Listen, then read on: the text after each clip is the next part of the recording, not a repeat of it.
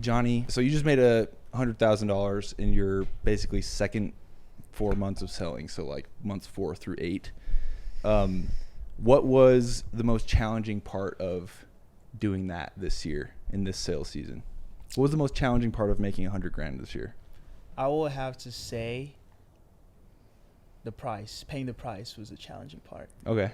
So creating that roadmap was cool.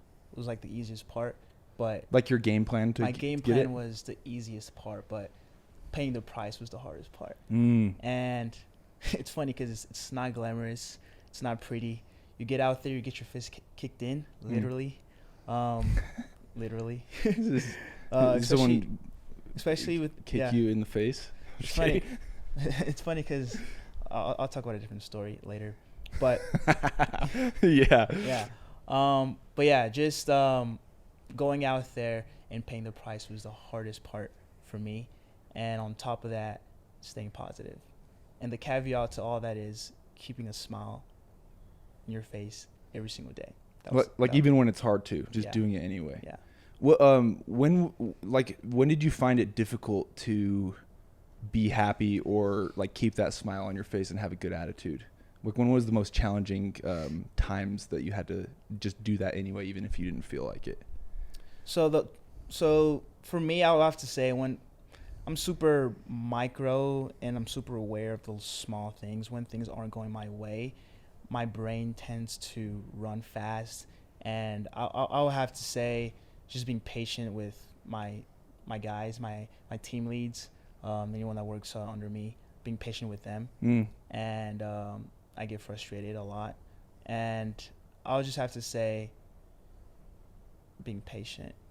Would you find that with yourself too? So like you make a mistake on a door and like you could have got a sale, but yeah, you just have to learn how to be patient, and it just doesn't matter. It's sunk cost. Being patient and resetting after each and every door, and adjusting every door. Mm-hmm.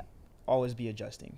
Yeah, because if I knock David's door and he's pissed at me and like calls me a bad name and says like, why don't you go get a real job? But then I carry that like, oh, like I'm sad, like, oh, maybe I should go get a real job. And now I show up on the next doorstep and maybe that person's just teed up to buy, like their pain threshold is so, like their action threshold is low because their pain is so high and they're ready to switch companies. I'll screw that sale up every time if I'm taking my emotions from the previous door, right? Exactly. I think, by the way, that's a strength and a weakness, because I find that like the top performers and the guys who just win on a consistent basis, they are emotional to some point. like they winning is so emotional to them, or not losing is so emotional to them, that they get really frustrated if they're not seeing the results that they're getting. Obviously, that can be a really negative thing, because then you can start spiraling downward. Right. But if you can strike the balance between not letting that get to you and affect your performance, but also letting it drive you to go achieve the results that you want to achieve, I just find that the winners, they've struck that balance. They've found that balance. Too easy. I can do this with my eyes closed. It's too easy.